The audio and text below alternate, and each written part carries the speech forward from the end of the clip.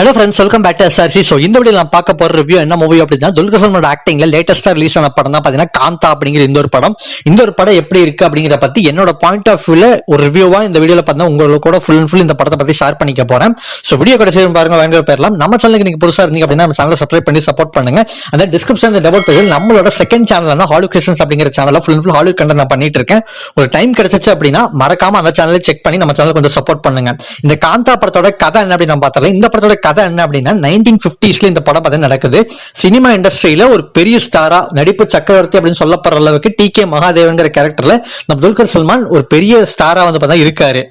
இவர் சினிமா ஃபீல்டுக்குள்ள வரப்ப எப்படி ரஜினி கமலுக்கு கே பாலச்சந்திரன் அந்த மாதிரி இவருக்கு ஒரு மென்டாரா வந்து இவரை தூக்கி விட்ட ஒரு டேரக்டர் தான் பாத்தீங்கன்னா சமுத்திரக்கனி ஐயா அப்படிங்கிற கேரக்டர்ல வந்து சமுத்திரக்கனி இந்த படத்துல ஒரு டேரக்டரா பாத்தீங்கன்னா வருவாரு. இவர் தான் பாத்தீங்கன்னா நம்ம நடிப்பு சக்கரவர்த்தி துல்கர் சல்மானோட கேரக்டரை புஷ் பண்ணி நிறைய படங்கள் சக்சஸ் ஆன படங்கள் எடுத்து அவரை வந்து ஒரு நல்ல பொசிஷனுக்கு வந்து கொண்டு வந்திருப்பாரு.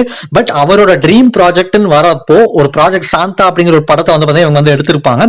அந்த படம் இவங்க ரெண்டு பேருக்கு நடுவில் ஒரு பெரிய பிரச்சனையை உண்டாக்கி இவங்க ரெண்டு பேருக்குள்ள ஒரு ஈகோ பிரச்சனை. அந்த படம் சமுத்திரக்கனி அந்த டைரக்டரோட ஒரு ட்ரீம் ப்ராஜெக்ட் அந்த படம் வந்து இருக்கும். அந்த படம் இவங்க ரெண்டு பேருக்கு ஈகோனால அந்த படம் கம்ப்ளீட்டா டிராப் ஆகுது. பட் அதே ப்ராஜெக்ட் திருப்பி ஒரு ப்ரொடக்ஷன் கம்பெனி வந்து பார்த்தீங்கன்னா இவங்களை அப்ரோச் பண்ணி திருப்பி அந்த படத்தை எடுக்க சொல்லி நம்ம சமுத்திரக்கனியை ரெக்வஸ்ட் பண்றாங்க. அட் த சேம் டைம் இப்ப இருக்கிற டாப் ஸ்டாரா இருக்கிற துல்கர் சல்மான இந்த படத்துக்குள்ள பாத்தீங்கன்னா நடிக்க வைக்க ரெக்வஸ்ட் பண்றாங்க. ஆரம்பத்துல சமுத்திரக்கனி கேரக்டர் அதெல்லாம் வேண்டாம்னு சொன்னாலும் ஒரு பாயிண்ட்டுக்கு மேல இவங்க ரெக்வஸ்ட்டுக்காக அதை வந்து அக்செப்ட் பண்ணிக்கிறாரு. இந்த ரெண்டு ஈகோ பிடிச்ச கேரக்டர்ஸை வச்சு அந்த படத்தை கம்ப்ளீட்டா எடுத்தாங்களா இல்லையா? இதுக்கு நடுவில் அந்த படத்துல ஒரு புது ஹீரோயினா பாகேஸ்வரி போஸ் கேரக்டர் வந்து பாத்தீங்கன்னா அந்த படத்து மூலமா எல்லாத்துக்கும் இன்ட்ரோடியூஸ் பண்ணலாம் அப்படின்னு சொல்லி சமுத்திரக்கனி ஒரு ஃபீமேல் கேரக்டர் அந்த ஒரு படத்துக்குள்ள இன்க்ளூட் பண்ணுவாரு. சோ அதனால ஒரு சில விஷயங்கள் நடக்குது. அந்த விஷயங்கள் ஒரு பெரிய பிரச்சனையை கொண்டு வருது. சோ அந்த பிரச்சனை என்ன, அதுக்கப்புறம் என்ன ஆச்சு, அந்த படத்தை உண்மையாலுமே எடுத்தாங்களா இல்லையா, அந்த பிரச்சனையை சால்வ் பண்ணாங்களா அப்படிங்கிறது தான் இந்த ஒரு படத்தோட ஒரு ஒன்லைன் ஸ்டோரி. நான் ஃபர்ஸ்டே ஒரு விஷயத்த கட் அண்ட் ரைட்டா சொல்லிடுறேன். இந்த ஒரு படம் எல்லா ஆடியன்ஸ்க்குமான படமா பாத்தீங்கன்னா கண்டிப்பா இருக்காது. ஏன்னா ஒவ்வொருத்தருக்கும் இந்த படத்தோட டேஸ்ட் பாக்குறப்போ ஒவ்வொருத்தருக்கும் இந்த படம் வேற வேற பாயிண்ட் ஆஃப் வியூல பாத்தீங்கன்னா மாறும். சோ என்னோட பாயிண்ட் ஆஃப் வியூ எப்படி இருந்துச்சு அப்படிங்கறத நான் உங்களுக்கு சொல்றேன். சோ இந்த படம் எல்லாத்துக்கும் செட் ஆகுமா அப்படின்னு கேட்டீங்கன்னா ஒரு சின்ன டவுட் தான். நெக்ஸ்ட் இந்த படத்தோட பாசிட்டிவ் பாயிண்ட்ஸ் அப்படின்னு பாக்குறப்போ ஃபர்ஸ்ட் அண்ட் பாசிட்டிவ் பாயிண்டா சொல்லணும் அப்படின்னா இந்த படத்தோட மேக்கிங்.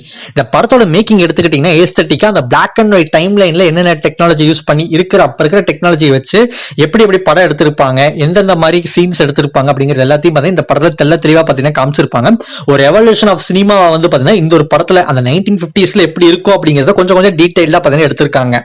அந்த டைம் லைன்ல ஒரு படம்னா எப்படி எடுத்திருப்பாங்க, ஒரு சின்ன இடம், அந்த இடத்துல செட்டு, அந்த இடத்துல இருக்கிற கேமரா, அந்த இடத்துல எல்லாத்தையும் ரெக்கார்ட் பண்றதுக்கான மைக்கு, அங்க இருக்கிற கேரக்டர் ஆர்டிஸ்ட், இந்த மாதிரி எக்கச்சக்கமான விஷயங்கள் எல்லாத்தையும் பார்த்தா தெல்ல தெளிவா பார்த்தீங்கன்னா இந்த படத்தை சூப்பரா பார்த்தா காமிச்சிருப்பாங்க.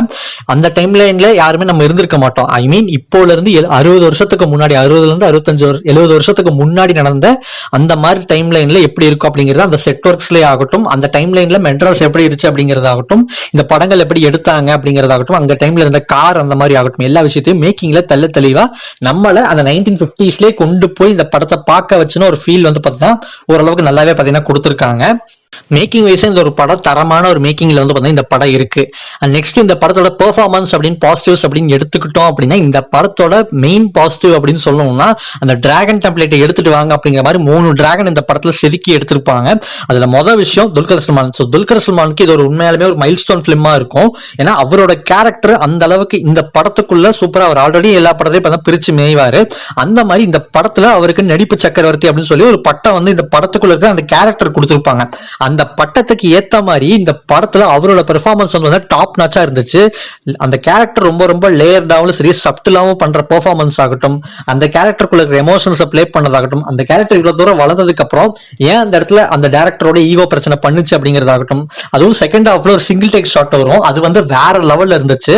அந்த டைம்ல எல்லாம் மனுஷன் வந்து பார்த்தா பிரிச்சு மேஞ்சிருப்பாரு. அந்த ஒவ்வொரு டைம்ல இந்த ஷாட் அவர் எப்படி நடிக்கிறாங்க அப்படிங்கிறது ரிப்பீட்டிவா பாத்தீங்கன்னா காட்டுவாங்க. அந்த சீக்வன்ஸ் எல்லாமே நமக்கு போர் அடிக்காம இருக்கிறதுக்கான மெயின் ரீசனே பார்த்தா துல்கர் சல்மான் தான். ஏன்னா அந்த ஒரு கேரக்டரோட போர்ட்ரேல்னால அந்த சீக்வன்ஸ் எல்லாமே பார்த்தீங்கன்னா வேற லெவல்ல பார்த்தீங்கன்னா அமைஞ்சிச்சு. ஒரு சூப்பரான ஒரு ஆக்டிங்க சூப்பரா பார்த்தீங்கன்னா இவரோட கேரக்டர்ல சூப்பரா பார்த்தீங்கன்னா கொடுத்திருந்தாரு. அந்த டி.கே. மகாதேவன் அப்படிங்கிற கேரக்டர்ல இவர் வந்து பார்த்தீங்கன்னா சூப்பரா பார்த்தா பெர்ஃபார்ம் பண்ணாரு. இது ஒரு மைல்ஸ்டோன் பிலிமா அவருக்கு இருக்கும். நெக்ஸ்ட் டிராகனா யாரை சொல்லணும் அப்படின்னா நம்ம சமுத்திரக்கனி.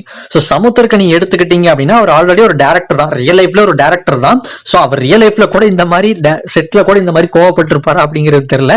பட் இந்த ஒரு படத்துல அந்த கேரக்டரோட பெர்ஃபார்மன்ஸ் இருக்கு இல்லையா, இந்த கேரக்டருக்கு இவருக்கு ஆகக்கூடாது அப்படிங்கிற அந்த ஈகோ ஆகட்டும், அதை வந்து அவரோட பாயிண்ட் ஆஃப் வியூல இருந்து பெர்ஃபார்ம் பண்ண விஷயம் வேற லெவல்ல பார்த்தா இருந்துச்சு.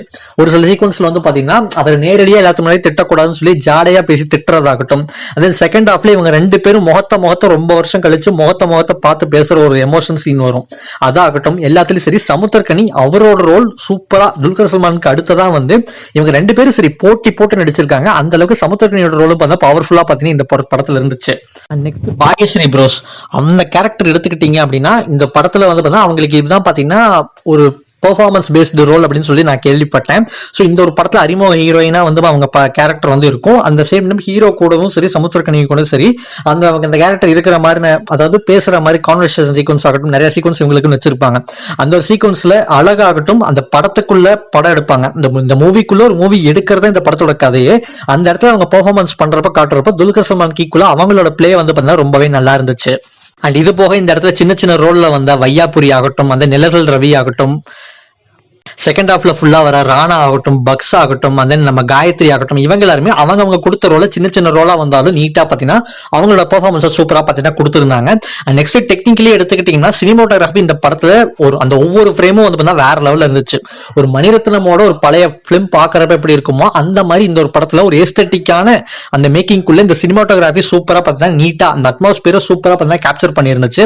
அந்த மேக்கிங் எல்லாமே சினிமோட்டோகிராஃபிக்கு சூப்பரா இருந்துச்சு. அண்ட் கலர் கிரேடிங் எடுத்துக்கிட்டீங்க அப்படின்னா இந்த படத்துல பிளாஷ்பேக் சீக்வன்ஸ் எல்லாத்தையும் பாத்தீங்கன்னா பிளாக் அண்ட் ஒயிட்ல பாத்தீங்கன்னா காட்டுவாங்க. பிரசன்ட்ல அந்த படம் எடுக்கிறதே பார்த்தா பிளாக் அண்ட் ஒயிட்ல காட்டுவாங்க.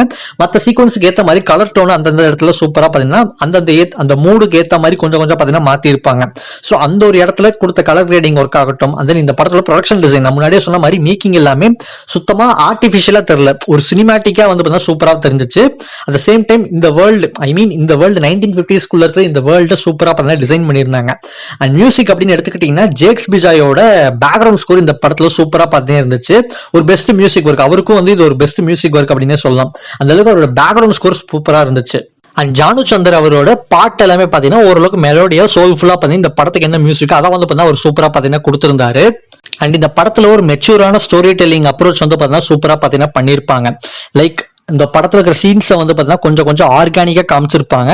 அதே அன்னெசரியான கமர்ஷியல் எலமெண்ட்ஸ், இந்த ஃபைட்டு அந்த மாதிரி எதுவுமே இல்லாம இந்த படம் ஃபுல் அண்ட் ஃபுல் ஒரு டிராமாவும் சரி ஃபில்ம் மேக்கிங்கை பேஸ் பண்ணி தான் இந்த படத்தை கொண்டு போனாங்க. அதுல ஓரளவுக்கு நம்மள எந்த அளவுக்கு இந்த பெர்ஃபார்மன்ஸ் எல்லாத்தையும் வச்சு நம்மள என்கேஜ் பண்ண முடியுமோ அந்த அளவுக்கு அவங்க என்கேஜ் பண்ண ட்ரை பண்ணிருக்காங்க. அந்த ஸ்கிரீன் பிளே வைஸா எடுத்துக்கிட்டீங்க அப்படின்னா இந்த படத்தோட ஃபர்ஸ்ட் ஹாஃப் வந்து பாத்தீங்கன்னா அந்த படத்துக்குள்ள ஃபர்ஸ்ட் 10 மினிட்ஸ் ஒரு 15 மினிட்ஸ்க்கு மேலேயே இந்த கதைக்குள்ள பாத்தீங்கன்னா என்டர் ஆயிருவாங்க. அந்த கதைக்குள்ள போறப்போ அந்த ஃபில்ம் மேக்கிங் தான் பாத்தீங்கன்னா கொஞ்சம் பாத்தீங்கன்னா காட்டிட்டே வருவாங்க. அதுக்கு நடுவில் சின்ன பிளாஷ்பேக் அந்த மாதிரி வரும். இன்ட்ரோவுக்கு மேல இந்த படத்தோட டோனே வந்து பாத்தீங்கன்னா வேற ஜேர்னருக்கு பாத்தீங்கன்னா ஷிஃப்ட் ஆகும். அதுக்கப்புறமா அந்த டிராமாவை கொஞ்சம் அந்த நாளுக்குள்ளேயே முடிகிற மாதிரி பாத்தீங்கன்னா காமிச்சிருப்பாங்க. ஸோ அந்த விஷயங்கள் இந்த ஸ்கிரீன் பிளே எடுத்துக்கிட்டீங்க அப்படின்னா ஒரு டீசென்டான ஸ்கிரீன் பிளே இந்த படத்துக்கு பாத்தீங்கன்னா கொடுத்துருக்காங்க. இது எல்லாமே பாத்தீங்கன்னா இந்த படத்தோட பாசிட்டிவ் பாயிண்ட்ஸ். நெக்ஸ்ட் இந்த படத்தோட நெகட்டிவ் பாயிண்ட்ஸ்க்கு வருவோம். இந்த படத்தோட நெகட்டிவ் பாயிண்ட்ஸ் அப்படின்னு எடுத்துக்கிட்டீங்கன்னா முதல் நெகட்டிவ் என்ன அப்படின்னா, நான் ஃபர்ஸ்டே சொன்ன விஷயம் இதுதான், இது எல்லா ஆடியன்ஸ்க்குமான படமா இருக்காது இல்லையா. இந்த படம் ஒரு ஸ்லோ பேஸ்டான படம். ஸோ ஃபுல் அண்ட் ஃபுல் இந்த படத்துல டிராமா மட்டுமே தான் இருக்கும். அந்த படம் எப்படி எடுக்கிறாங்கன்னு காட்டுவாங்க, பிரசன்ட்ல இருக்கிற கதை என்னன்னு காட்டுவாங்க. ஸோ அதனால ஒரு ஸ்லோ பேஸ்டா பாத்தீங்கன்னா போவோம். அது வந்து ஒரு சில பேருக்கு பாத்தீங்கன்னா ஒரு பெரிய மைனஸா பாத்தீங்கன்னா அமையலாம்.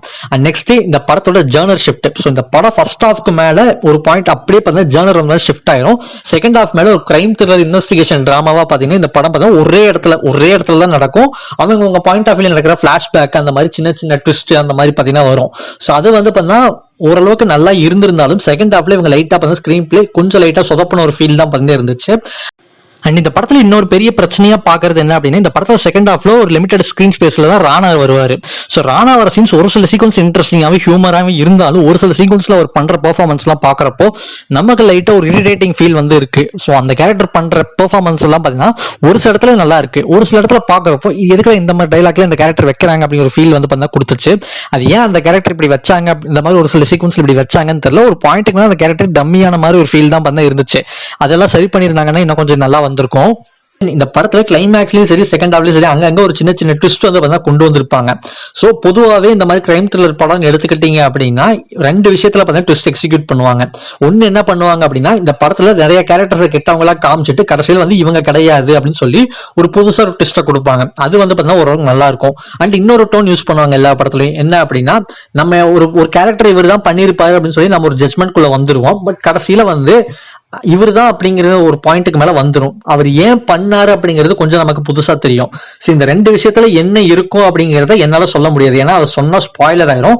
அந்த மாதிரி ஒரு டோனை தான் பாத்தீங்கன்னா இந்த படத்துக்குள்ள யூஸ் பண்ணிருக்காங்க. சோ இந்த படத்துல நீங்க பெருசா புதுசா அந்த மாதிரி வந்து செகண்ட் ஹாஃப்ல இதுதான் நடக்கும் அப்படிங்கிற மாதிரி புதுசா வந்து பாத்தீங்கன்னா எந்த ஒரு விஷயமும் பாத்தீங்கன்னா பெருசா நடக்காத மாதிரின ஒரு ஃபீல் தான் பண்ணா இருந்துச்சு.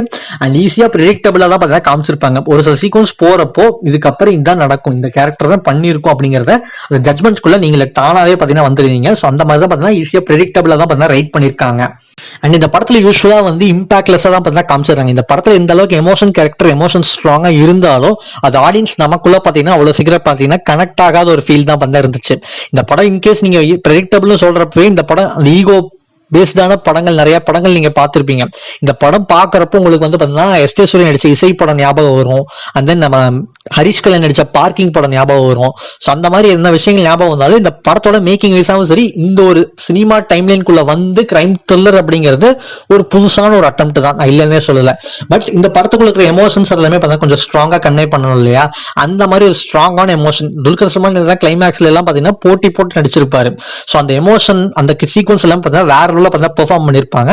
அது கிளைமேக்ஸ் சீக்வன்ஸ் ஆகட்டும், நிறைய ஃபில்ம் மேக்கிங் சீக்வன்ஸ் நம்மளே அறியாம கைத்தட்ட வைக்கிற அளவுக்கான சீக்வன்ஸ் இருந்தாலும் அந்த எமோஷன் நமக்கு பாத்தீங்கன்னா அவ்வளவு சீக்கிரம் பாத்தீங்கன்னா கனெக்ட் ஆகல. அதான் இந்த படத்துல இருக்கிற ஒரு இம்பாக்ட்லெஸ்ஸான ரைட்டிங்கா பண்ணா ஃபீல் ஆச்சு. அண்ட் நிறைய கேரக்டர் முன்னாடியே சொன்ன மாதிரி ஒரு சில கேரக்டரை பார்த்தீங்கன்னா ஒழுங்காவே ரைட்டும் பண்ணல. ஓவராலா இந்த படம் காந்தா படம் எப்படி இருந்துச்சு அப்படின்னு கேட்டீங்கன்னா ஒரு கிரேட்டஸ்டான ஒரு மேக்கிங், கிரேட்டஸ்டான ஆக்டிங், பட் ஒரு மிட் லெவலான ரைட்டிங், ஒரு ப்ரெடிக்டபிளான நரேட்டிவா தான் பார்த்தீங்கன்னா இந்த ஒரு படம் பிரச்சனையா பார்த்தீங்கன்னா அமைந்துச்சு. ஸோ ஓவராலா பாக்குறப்போ உங்களுக்கு ஸ்லோபர்ன் படம் பிடிக்கும் அப்படின்னாலும் சரி, துல்கரோட பெர்ஃபார்மன்ஸ் அந்த மாதிரி ஒரு டெக்னிக்கலா ஃபில்ம் மேக்கிங் பத்தி நிறைய விஷயங்கள் நீங்க பார்க்கணும் அப்படின்னு நினைச்சீங்கன்னா நீங்க கண்டிப்பா இந்த படத்தை பார்த்தீங்கன்னா கண்டிப்பா ட்ரை பண்ணலாம். கண்டிப்பா இந்த படம் ஓரளவுக்கு கண்டிப்பா பார்த்தீங்கன்னா கன்வின்சிங்கா சாட்டிஸ்ஃபை பண்ணும். இந்த படம் கண்டிப்பா டிராமாட்டிக்கா போனாலும் உங்களுக்கு ஓரளவுக்கு பார்த்தீங்கன்னா நல்லாவே என்கேஜிங்கா பார்த்தீங்கன்னா உட்கார வச்சிருந்துச்சு. என்ன பர்சனலா அது உட்கார வச்சதுனாலதான் அந்த படத்தை ஓரளவுக்கு என்னால பார்த்தீங்கன்னா பாராட்ட முடியுது. இது ஒரு டிராமாட்டிக்கான ஒரு film making plus crime thriller படம் தான், அப்படி ஒரு டிராமாவா தான் போவோம் அப்படிங்கறத மைண்ட்ல பிக்ஸ் பண்ணிட்டு இந்த படத்தை பாத்தீங்க அப்படின்னா உங்களுக்கு கண்டிப்பா இந்த படம் பிடிக்கிறதுக்கான சான்சஸ் வந்து ரொம்ப ரொம்ப அதிகமாவே இருக்கு. அண்ட் இவ்வளவுதான் பாத்தீங்கன்னா காந்தா படத்தோட என்னோட பாயிண்ட் ஆஃப் வியூல என்னோட ரிவ்யூ. நான் இந்த படத்தை பார்த்து என்னோட பாயிண்ட் ஆஃப் வியூல எனக்கு இந்த படம் இப்படிதான் பார்த்தீங்கன்னா ஃபீல் ஆச்சு. சோ இந்த படம் தான் பாத்தீங்கன்னா இந்த வீடியோ தான் பாத்தீங்கன்னா என்னோட ரிவ்யூ. சோ உங்களுக்கு இந்த படம் பாக்குறதுக்கு எப்படி ஃபீல் ஆச்சு அண்ட் உங்களுக்கு ஏதாவது இந்த படத்தை பத்தின விஷயங்கள், இந்த படத்தை பத்தின ஹைலைட்ஸ், அந்த மாதிரி ஒரு இன்ட்ரெஸ்டிங்கான ஃபேக்ட்ஸ், ஏதாவது விஷயங்களை மிஸ் பண்ணிருக்கலாம் அண்ட் உங்களுக்கு ஏதாவது தாட்ஸ் இருக்கலாம். அப்படிப்பட்ட உங்களோட தாட்ஸ் எல்லாத்தையும் பாத்தீங்கன்னா மறக்காம கீழே கமெண்ட் பாக்ஸ்ல கமெண்ட் பண்ணுங்க, நானும் பார்த்து தெரிஞ்சுக்கிறேன். அது இந்த வீடியோ பிடிச்சிருந்தா லைக் பட்டன் கொடுத்தீங்க, லைக் பண்ணுங்க. உங்க ஃப்ரெண்டுக்கு நீங்க ஷேர் பண்ணுங்க, ஷேர் பண்ண கொடுங்க, உங்க ஃப்ரெண்டுக்கு நீங்க ஷேர் பண்ணுங்க.